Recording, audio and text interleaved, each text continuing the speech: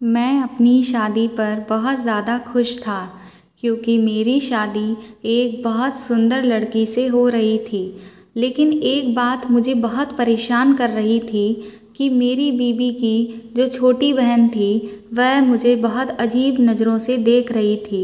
थोड़ी देर के बाद वह मेरे पास आई और मेरे हाथ में चुपके से एक लिफाफा पकड़ा दिया। उसकी ऐसी हरकत से मैं बहुत ज़्यादा डर गया था। फिर मैंने वह लिफाफा अपनी जेब में रख लिया। शादी के काम काज से फुर्सत पाकर एक दिन जब मैं उसे लिफाफे को खोला तो उसमें से कुछ तस्वीरें निकली थीं। उन तस्वीरों को देखते ही मैं पसीने से तरबतर हो गया क्योंकि उन तस्वीरों में तो मेरा नाम रोहन है। मेरे घर में मेरी सिर्फ एक बड़ी बहन और मेरी माँ है क्योंकि मेरे पिताजी तो कई साल पहले मेरी माँ को छोड़कर दूसरी शादी कर चुके थे। उन्होंने कभी भी हमारे बारे में नहीं सोचा कि बिना बाप के साए के उनकी औलादें कैसे पलेंगी। लेकिन हमारी माँ ने हमें कभी भी बाप की कमी महसूस नहीं होने दी। धीरे धीरे समय बीतता गया और मेरी पढ़ाई पूरी हो गई। फिर मुझे एक अच्छी जगह पर नौकरी मिल गई। नौकरी के मिलते ही मेरे घर के हालात पहले से सुधरने लगे। कुछ दिनों के बाद मैंने अपनी बड़ी बहन की शादी भी कर दी।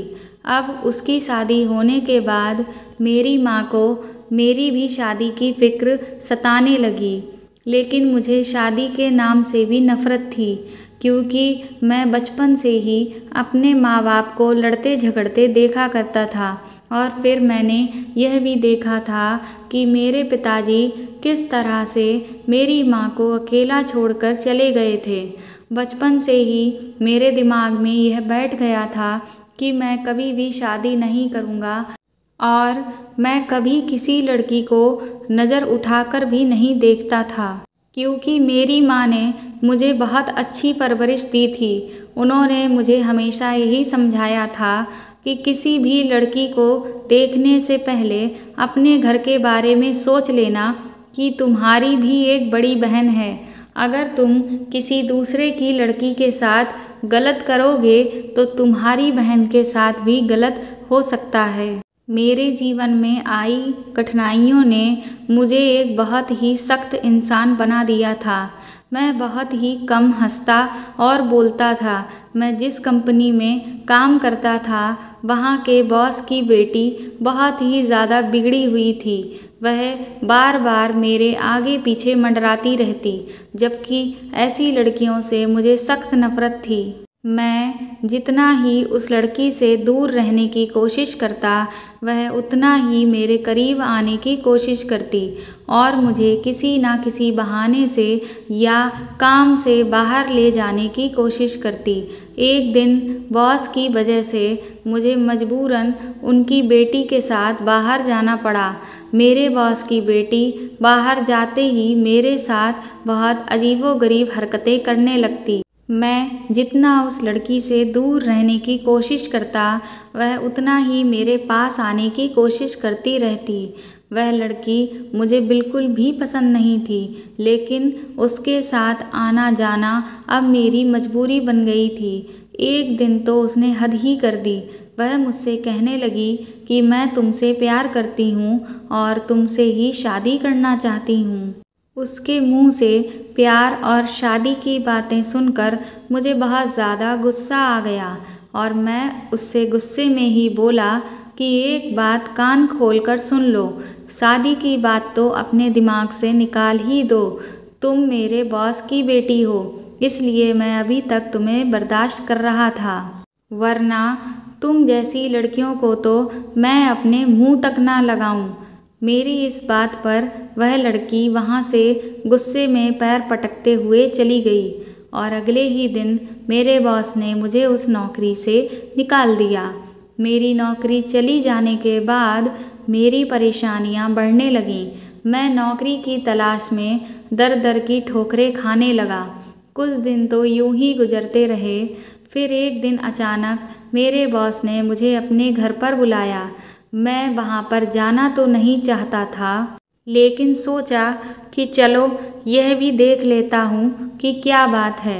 जब मैं अपने बॉस के घर गया तो मैंने देखा कि मेरे पापा मेरे बॉस के यहाँ पर बैठे हुए थे। वह मुझे देखते ही खुशी से मेरे गले लगकर बोले, मुबारक हो, मैंने तुम्हारा और प्रिया का रिश्ता तय कर दिया है। प्रिया के पापा बहुत अच्छे इंसान हैं। देखो, मेरा बरसों पुराना ज़मीन का झगड़ा इन्होंने सुलझवा दिया।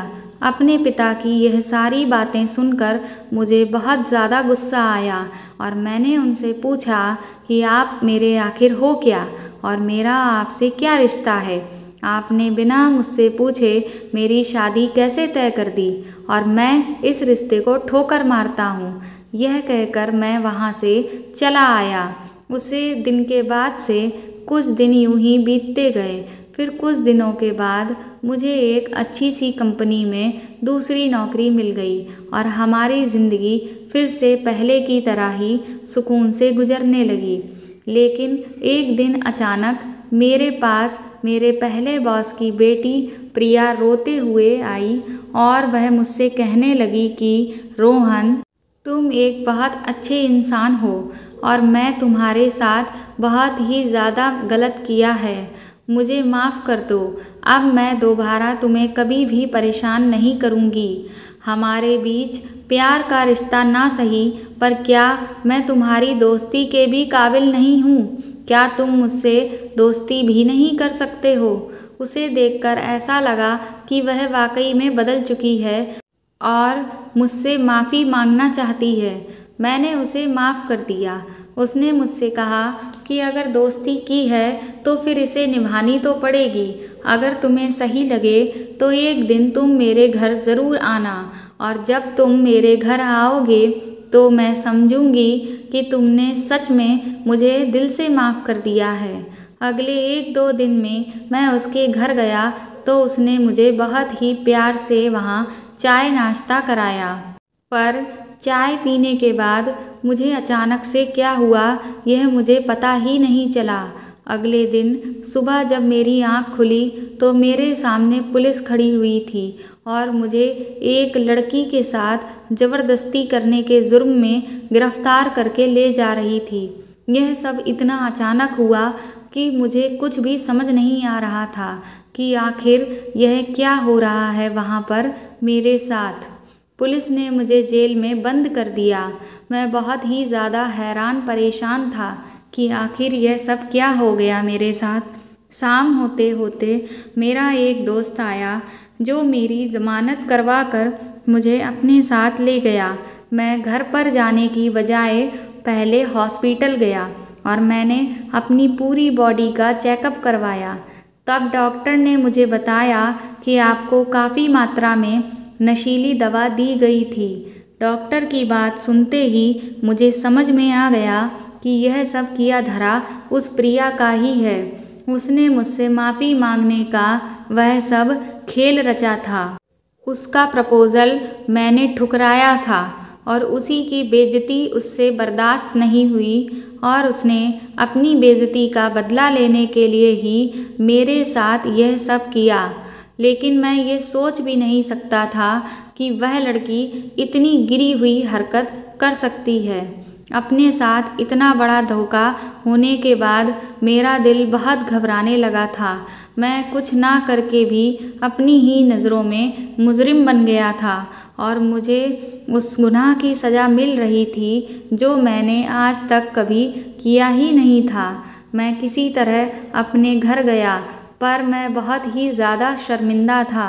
अगर मेरे घर वालों को यह सब पता चल गया तो मैं तो कहीं भी मुंह दिखाने के काबिल भी नहीं रहूँगा। उस हादसे के बाद जैसे तैसे करके मैं अपनी ज़िंदगी गुजार रहा था, लेकिन मेरे दिमाग से प्रिया की वह गंदी हरकत जा ही नहीं रही थी। और फिर आखिर उसने मेरे साथ ऐसा क्यों किया, यह सब सोच सोच कर मैं बहुत परेशान हो रहा था। एक दिन जब मैं ऑफिस में था तभी अचानक मेरे दोस्त का फ़ोन आया। उसने मुझे बताया कि तुम्हारे पहले बॉस की बेटी प्रिया का एक्सीडेंट हो गया है और उस एक्सीडेंट में उसकी डेथ हो गई है। उसने तुम्हारे साथ जो भी गलत काम किया उसकी सज़ा उसे भगवान ने दे दी। प्रिया को उसके किए की सज़ा तो मिल गई थी, पर मेरे दिलो दिमाग से जो उसकी गंदी हरकत की तस्वीर थी वह बार बार नहीं जा रही थी। उसने मेरे साथ ऐसा क्यों किया, इससे भी मैं बहुत ज़्यादा परेशान रहता था। मेरे दोस्त ने मुझे बहुत समझाया और मुझे इस सदमे से बाहर निकलने का हौसला दिया। कुछ दिनों के बाद मेरे घर वालों ने मेरी शादी ज़बरदस्ती तय कर दी।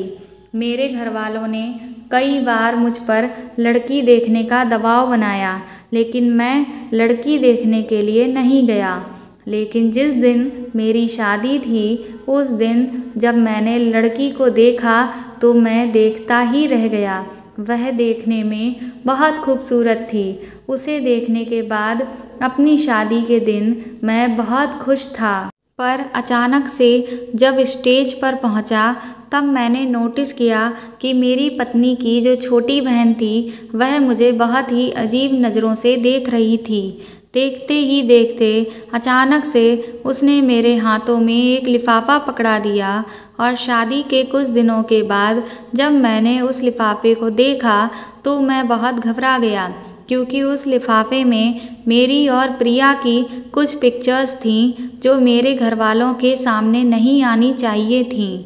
मैं यही सब सोच रहा था कि तभी मेरी पत्नी की बहन माया का फ़ोन आया और वह मुझसे कहने लगी, जिस दिन आपकी और मेरी दीदी की शादी हो रही थी उसी दिन मुझे उन तस्वीरों के बारे में पता चला। अगर मुझे पहले पता चल जाता तो मैं यह शादी कभी भी नहीं होने देती। इसीलिए मैंने धीरे से वह सारी तस्वीरें आपको पकड़ा दी कि आप अपने कारनामे खुद ही देख लीजिए। उसके बाद मैं आपसे पूछूंगी कि आखिर आपने मेरी बहन के साथ शादी करके ऐसा धोखा क्यों किया। मैंने अपनी सफाई देते हुए उससे कहा कि मैं ऐसा कुछ भी नहीं किया है, मुझे फंसाया जा रहा है। उसने कहा, ठीक है, आप वहीं पर रुकें, मैं घर आती हूँ। यही कहकर उसने फ़ोन काट दिया। मैं कमरे में बैठा हुआ बहुत ही ज़्यादा परेशान हो रहा था कि तभी मेरी पत्नी मेरे कमरे में आई और मुझसे पूछने लगी कि क्या हुआ, आप इतने परेशान क्यों दिख रहे हैं। मैंने उससे कहा कि है कुछ बात जिससे मैं थोड़ा परेशान हूँ। अभी मैं उससे यह बात कर ही रहा था कि तभी उसकी बहन हमारे कमरे में आकर खड़ी हो गई और मेरी पत्नी दिव्या से कहने लगी, दीदी आपको पता है कि आपके पति ने शादी से पहले कैसे कैसे गुल खिलाए हैं। दीदी, उनकी जगह आपके साथ नहीं बल्कि उनकी असली जगह जेल में है। अपनी बहन के मुंह से यह सारी बातें सुनते ही मेरी पत्नी ने अपनी बहन को एक थप्पड़ जड़ दिया और कहा, बस करो, अब इसके आगे एक लफ्ज़ भी मत बोलना। शादी से पहले रोहन ने क्या किया या उनके साथ क्या हुआ मैं तो नहीं जानती, पर जब से मैं इस घर में आई हूँ मैं ये जान चुकी हूँ कि रोहन कैसे इंसान हैं। यह कभी भी किसी के साथ गलत नहीं कर सकते हैं और अगर तुम इनके बारे में कुछ जानती भी हो तो उनके साथ धोखा हुआ था, क्योंकि शादी की पहली रात को ही इन्होंने मुझे सब कुछ बता दिया था। अगर यह गलत होते तो यह अपने गुनाहों को छुपा सकते थे, पर जब इन्होंने कोई गुनाह किया ही नहीं तो छुपाना क्या। अपनी पत्नी के मुंह से ऐसी बातें सुनकर मुझे अपनी पत्नी पर बहुत गर्व हुआ, क्योंकि आज अगर मेरी पत्नी मेरा साथ नहीं देती तो मैं तो कहीं का भी नहीं रहता। इसी को कहते हैं सच्चा जीवन साथी। अगर एक पर कोई मुसीबत आ जाए तो दूसरा उसके साथ कंधे से कंधा मिलाकर खड़ा हो जाए। दोस्तों, आपको यह कहानी कैसी लगी कमेंट बॉक्स में ज़रूर बताएं और अगर आप मेरे चैनल पर नए हैं तो मेरे चैनल को सब्सक्राइब करें और बेल आइकन दबा दें। साथ ही साथ इस कहानी को ज़्यादा से ज़्यादा शेयर करिए और लाइक करिए। Thank you.